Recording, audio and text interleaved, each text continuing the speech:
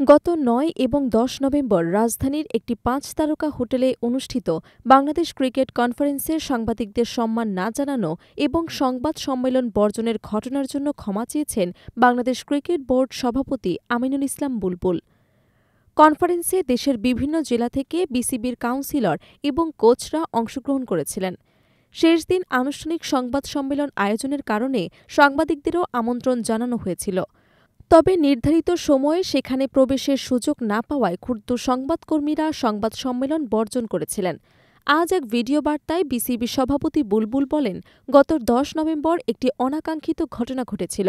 Bangladesh cricket কনফারেন্সের দ্বিতীয় দিনে সমাপনী অনুষ্ঠান এবং বাংলাদেশ টেস্ট স্ট্যাটাস পাওয়ার ২৫ বছর পূর্তি উপলক্ষে আমরা একটি বিশেষ আয়োজন করেছিলাম। আমি নিজেই সাংবাদিকদের সেখানে আমন্ত্রণ জানাই, তবে অনুষ্ঠান চলাকালীন সময় এবং প্রস্তুতির কারণে কিছু বিলম্ব ঘটে, যার ফলে আপনাদের যথাযথ সম্মান দেওয়া সম্ভব হয়নি।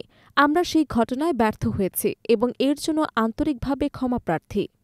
তিনি আরও জানান, যদিও এই ঘটনা অনাকাঙ্ক্ষিত, তবু আমরা দায়ীদের বিরুদ্ধে ব্যবস্থা নেব। আমাদের কোনো ডিপার্টমেন্ট বা কর্মকর্তা এই ব্যর্থতার জন্য দায়ী হলে তা আমরা তদন্ত করে যথাযথ ব্যবস্থা গ্রহণ করব। বুলবুল বলেন, সাংবাদিকরা বাংলাদেশি ক্রিকেটের অন্যতম বড় স্টক হোল্ডার।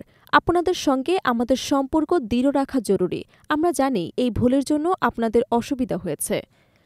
ভবিষ্যতে আমরা চেষ্টা করব যাতে এই রকম ঘটনা পুনরায় না ঘটে। আপনারা আমাদের পাশে থাকবেন এবং আমরা সকলেই মিলে বাংলাদেশি ক্রিকেটকে আরও এগিয়ে নিয়ে যাব। এর মাধ্যমে বিসিবির সভাপতি নিজের পক্ষ থেকে অনাকাঙ্ক্ষিত ঘটনার জন্য ক্ষমা চেয়েছেন এবং বোর্ডের প্রতিশ্রুতি দিয়েছেন যে ভবিষ্যতে সাংবাদিকদের সঙ্গে সহযোগিতা এবং সম্মান প্রদানের ক্ষেত্রে আরও সতর্কতা অবলম্বন করা হবে।